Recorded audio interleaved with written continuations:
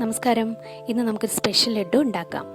അതിലേക്ക് ആവശ്യമുള്ളത് നിലക്കടല, അണ്ടിപ്പരിപ്പ്, ബദാം, ചിയ സീഡ്, ഫ്ലാക്സ് സീഡ്, എള്ള്, ഡേറ്റ്സ്, ഇത്രയാണ്.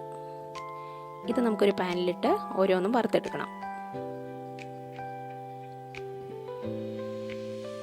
ഓരോന്നും വറുത്തെടുത്ത ശേഷം നമുക്ക് മിക്സിയുടെ ജാറിലിട്ട് ഒന്ന് പൊടിച്ചെടുക്കുക.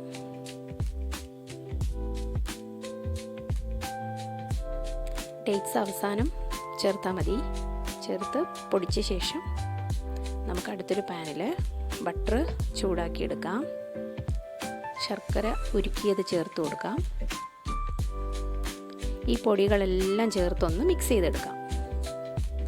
നന്നായി യോജിപ്പിച്ചെടുത്ത ശേഷം നമുക്ക് ചെറു ചൂടോടുകൂടി ഉരുളകളാക്കി എടുക്കുക. ഇത്രയേ ഉള്ളൂ. ലഡു റെഡിയാണ്. എല്ലാവരും ഒന്ന് ട്രൈ ചെയ്ത് നോക്കൂ. Thank you.